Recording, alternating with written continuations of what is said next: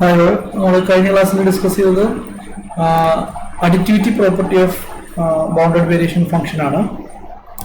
എന്ന് വെച്ചാൽ ഒരു ഇന്റർവെൽ എ ബി ഉണ്ടെങ്കിൽ എ ബിക്കകത്ത് ഏത് പോയിന്റ് സി ഇൻസേർട്ട് ചെയ്ത് കഴിഞ്ഞാൽ നമുക്ക് അവിടെയും ആ സബ് ഇന്റർവൽസിലെല്ലാം എഫ് ബൗണ്ടഡ് വേരിയേഷൻ ഫംഗ്ഷൻ ആണെന്ന് പറയാൻ പറ്റും. അപ്പോൾ ഇവിടെ എ ബി എന്ന് പറയുന്ന ഒരു ഇന്റർവെലിലെ ബൗണ്ടഡ് വേരിയേഷൻ ഫംഗ്ഷൻ എടുത്താൽ if you put X here then this function is also bounded variation on this subinterval a to x.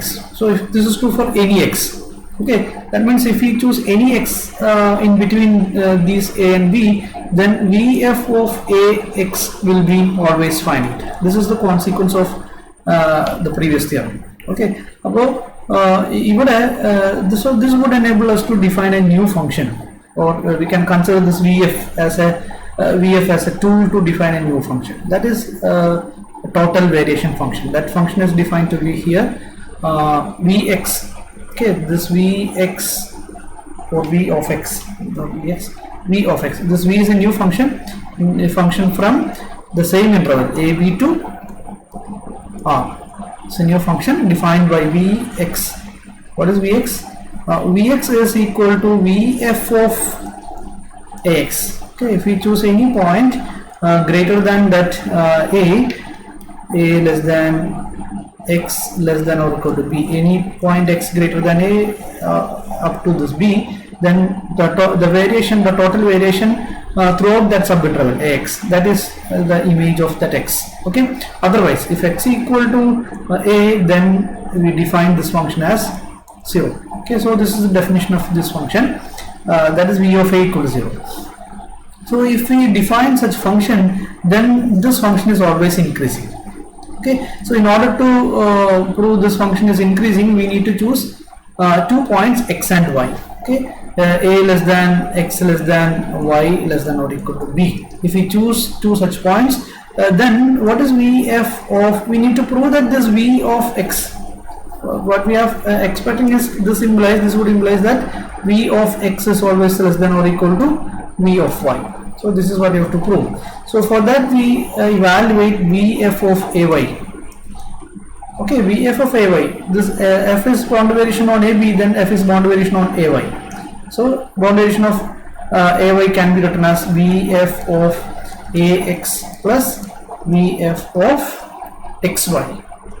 Okay, therefore this vf of ay minus vf of x, that is equal to vf of xy.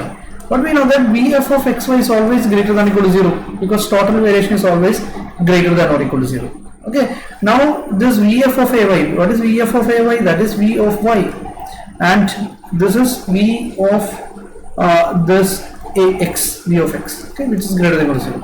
This implies v of x is always less than or equal to v of y. Okay, which proves the increasing property of this v, or this proves 1. Okay, now to prove the second condition, we put d is equal to v minus f. We need to prove that d is also increasing.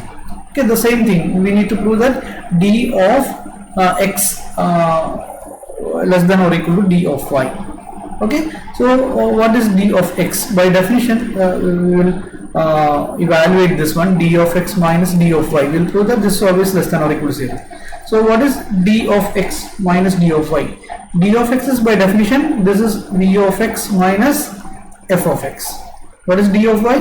That is v of y minus f of y. Okay, now you can write it as this can be written as this is v of y minus f of y, v of x minus. Okay, now we write this is vx minus vy, okay, minus of f of x. So this is in fact minus of. So we have vx minus vy, and f of x, if you take f of y minus out, then this will be f of x minus f of y. Okay, from this you can write what is d of y minus d of x. What is the difference? D of y minus d of x will be or d of x minus d of y will be this, then this will be vy v of y minus v of x. This is one quantity, and this can be written as minus of f of y minus f of x.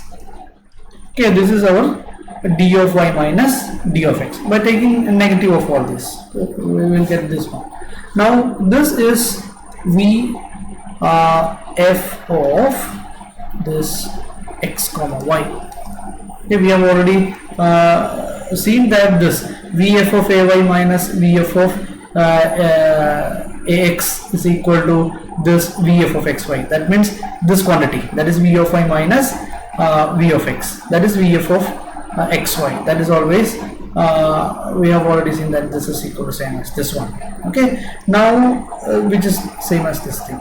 So this is vf of xy minus this is now f of y minus f of x.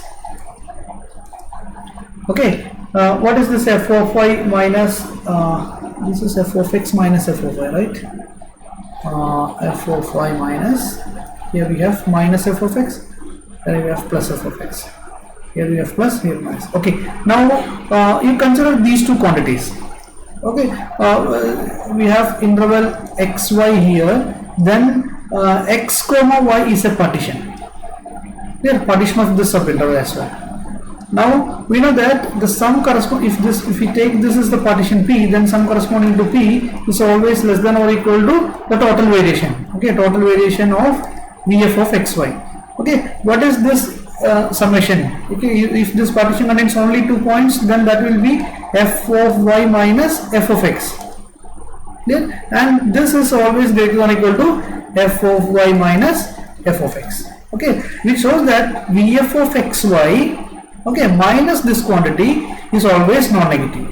Okay, now we have this is always greater than or equal to 0, because we f of y minus f of x is always less than or equal to this quantity. Now difference between these two numbers will be always greater than or equal to 0, which shows that d of y minus d of x is greater than or equal to 0, implies d of x is always less than or equal to d of y, which implies d is increasing. Okay, this proves the second condition as well. Now we have two conditions, v is increasing and v minus f, that is d is increasing. Okay, so we have seen that v is increasing and v minus f is also increasing. But we know that every increasing function is total variation function. So this is bounded variation function. So this is bounded variation function, and this is also, this is d. This is denoted by d is also bounded variation. Okay. So if we have any bounded variation function f on AB, then this f can be written as this d v minus d. Okay. What is v minus d? V minus d is v minus f, which is equal to f. Okay, so any bounded variation function can be written as difference of two bounded variation function, or in fact these two functions are increasing functions. So any bounded variation function